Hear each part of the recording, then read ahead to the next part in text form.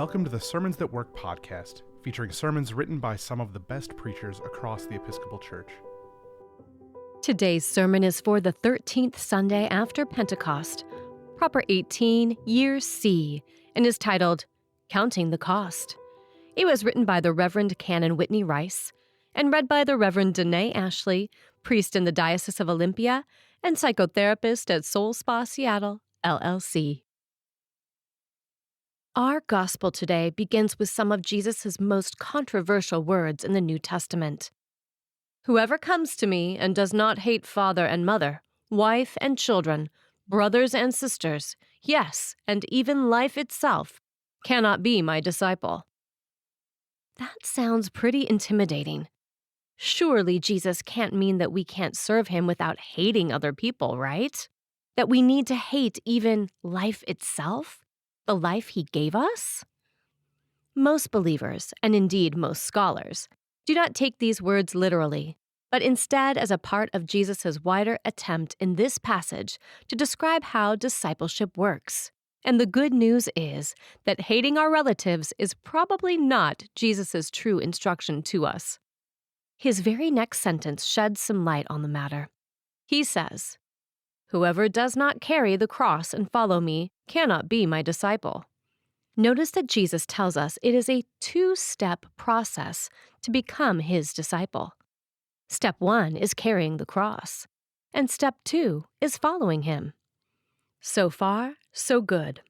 But then Jesus presents us with two illustrations of his meaning, and each illustration also has two steps. Jesus is up to something interesting here. Let's see if we can unravel his meaning. Illustration 1 involves building a tower. The hypothetical person takes step 1, which is laying the foundation for the tower. But he doesn't check his bank account before he breaks ground, and he runs out of money. The tower can't be finished. Illustration 2 involves a king going to war. The king takes step 1, which is taking his 10,000 soldiers out on the field. But he didn't find out how many troops the enemy king had and had to give up the battle and sue for peace. The war can't be won. Two steps. Step 1 is doing a hard thing, starting a massive building project or entering into a war. Step 2, finishing the building or winning the war, cannot happen without an interim step, counting the cost. What is it going to take to complete this? To get the tower completed? To win the war? The missing step wrecks the whole endeavor, and we are left with a useless, half-finished building or a defeated army. So, let's go back to Jesus' two-step process for becoming his disciple. Jesus says, "Whoever does not carry the cross and follow me cannot be my disciple." Step 1, then, is taking up the cross, and step 2 is following Jesus. But he just taught us that there is a very important interim step between those two, counting the cost. It's very easy in the heady flush of a moving worship service or a meaningful outreach project to commit or recommit to being a disciple of Jesus. We may eagerly take up our cross, but Jesus tells us here that we need to pause and count the cost of taking up the cross. What is it really going to demand of us to carry this cross? It's probably going to cost quite a bit. There will be a literal cost. Being part of a Christian community means pledging, tithing, or giving out of our financial means. We also tithe our talent and time, giving of our gifts and skills to serve others. There may be relational costs. Witnessing to the gospel means standing up for justice, living in solidarity with the marginalized, risking the wrath of the powers and principalities. Often, it's way less dramatic than that. It's the interpersonal cost of naming uncomfortable truths out loud and refusing to stay silent when wrong is being done. And of course, one of the core costs of taking up the cross is giving up our comfort and control. When we sincerely shoulder the burdens of showing up for our siblings, to feed and heal and share the good news, almost anything can happen. The Holy Spirit is not predictable or controllable.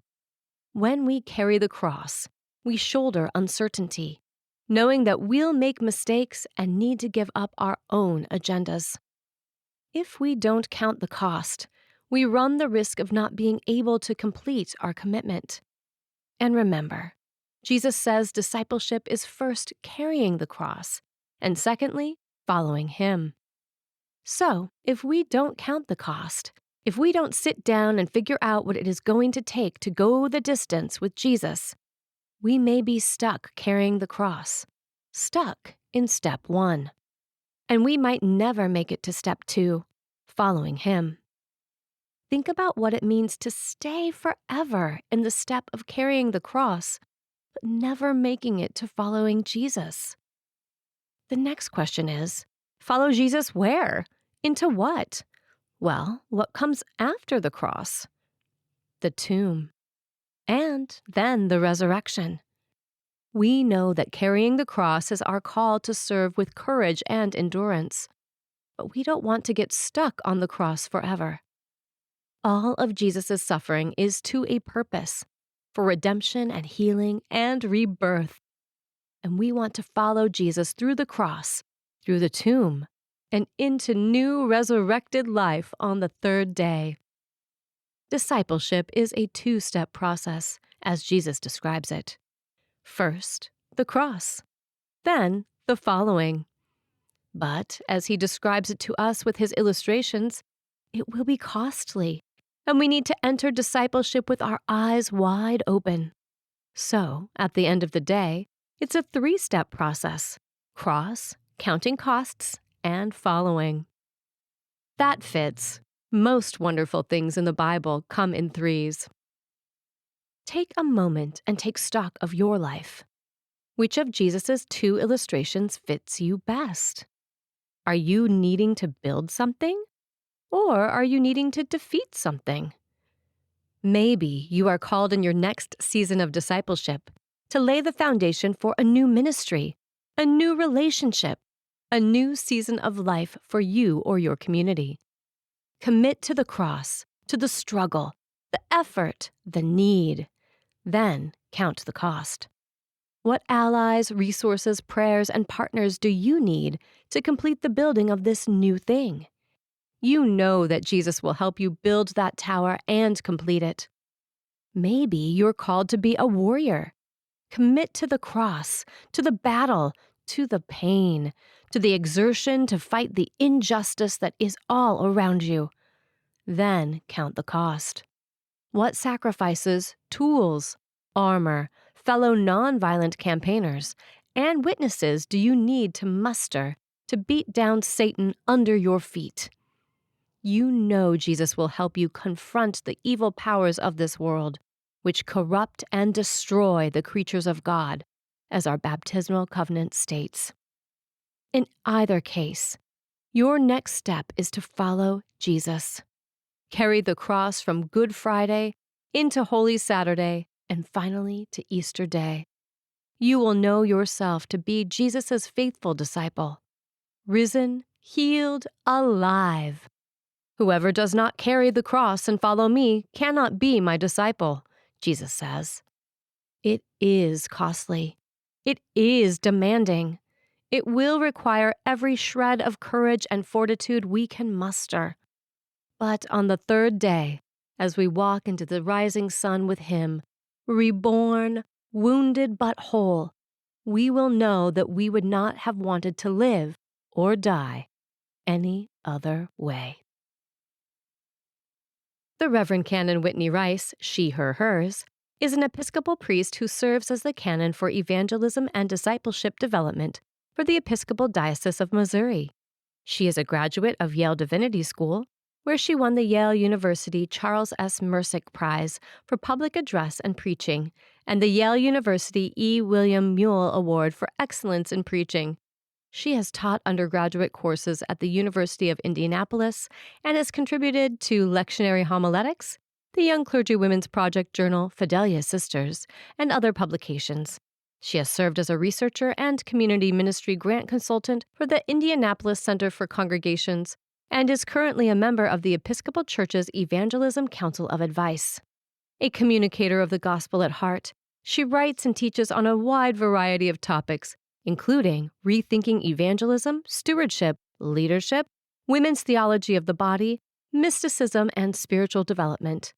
When she's not thinking about theology, particularly the intersection of evangelism and justice work, which is all the time, seriously, you'll find her swing dancing.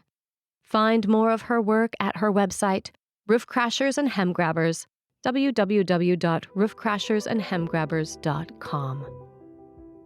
Sermons That Work is an offering of the Episcopal Church's Office of Communication. For more free resources, including sermons, Bible studies, bulletin inserts, and more, visit episcopalchurch.org/sermons. We would love it if you'd rate, review, and subscribe to our podcast on your favorite podcasting platform. And while you're at it, share it with a friend.